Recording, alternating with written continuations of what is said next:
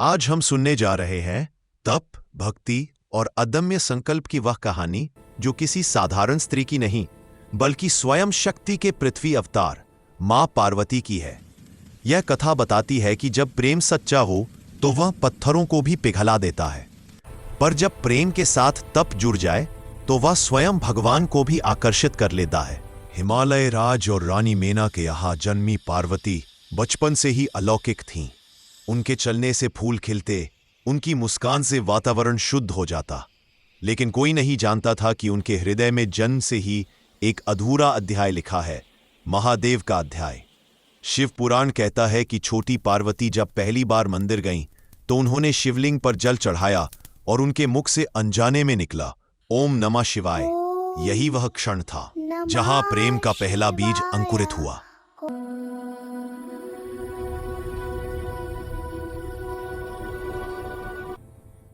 एक दिन नारद मुनि ने हिमालय के दरबार में आकर कहा, देवी पार्वती का विवाह स्वयं महादेव से होना लिखा है। यह सुनकर पार्वती के भीतर जैसे कोई दिव्य घंटी बज उठी। उन्होंने निर्णय ले लिया, यदि मेरा जीवन किसी के लिए बना है तो वह केवल शिव है। पर रास्ता आसान नहीं था, क्योंकि महादेव विरक्त थे, योगी थे, संसार से दूर थे। पार्वती ने अपने रेशमी वस्त्र उतार दिए, आभूषण हटा दिए, अपने माता पिता को प्रणाम किया और शांत स्वर में कहा, मैं तप करने जा रही हूं शिव को पाने के लिए।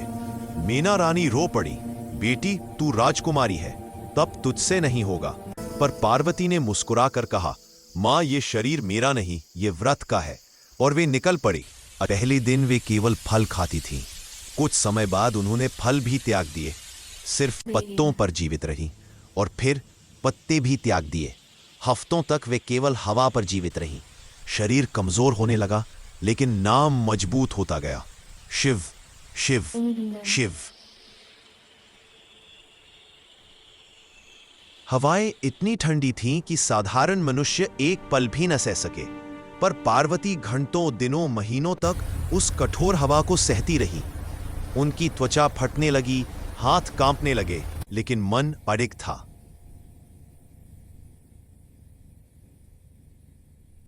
दिन में वही पहाड़ तपने लगते, धूप इतनी प्रचंड कि तपस्वी भी छांव ढूंढे, पर पार्वती ने एक भी कदम पीछे नहीं लिया।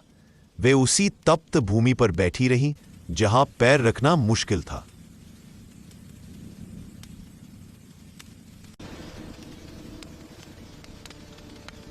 रात में जंगल की आवाजें उन्हें डराती, शेरों की दहाड़, भेड़ियों की हुंकार, सांपों की सनसराहट, पर पार्वती की आंखों में केवल एक ही नाम था, शिव।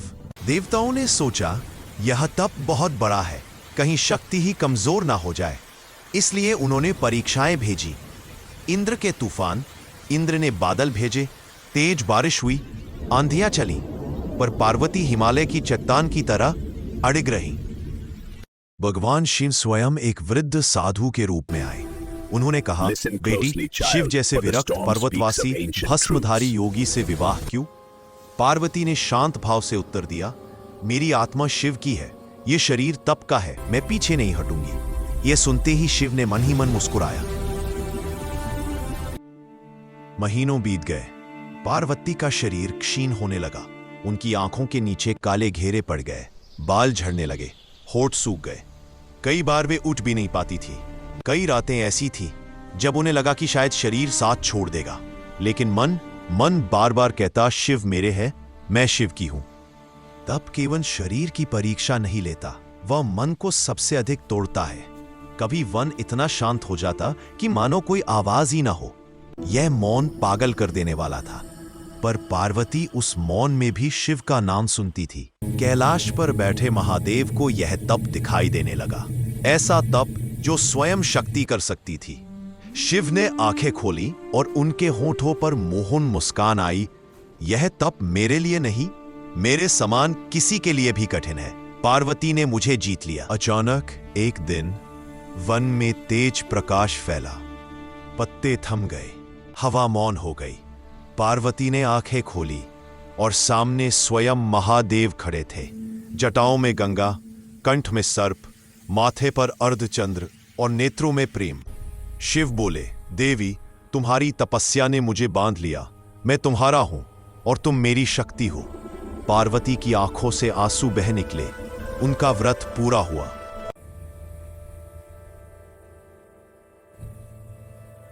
देवता, ऋषि, गंधर्व सबने मिलकर विवाह का आयोजन किया। हिमालय पर्वत चमक उठा। हर दिशा में मंत्रों की गूंज थी। वह विवाह जहां तप ने प्रेम को मुकुट पहनाया, जहां शक्ति ने शिव का साथ पाया, जहां संसार ने समझा कि सच्चा प्रेम कभी आसान नहीं होता, पर जो स्थिर रहता है वह स्वयं भगवान को भी प्राप्त कर लेता है। मां पार्वती की तपस्या हमें सिखाती है कि धैर्य, श्रद्धा और संकल्प भाग्य से भी बड़ा होता है। जो अडिग रहता है, संसार उसे झुका देता है। जय महादेव, जय माता पार्वती। वीडियो पसंद आए तो लाइक, शेयर और सब्सक्राइब करना ना भूलें। ईश्वर आपके घर में सदा सुख, शांति और खुशियों की बरकत बनाए रखें।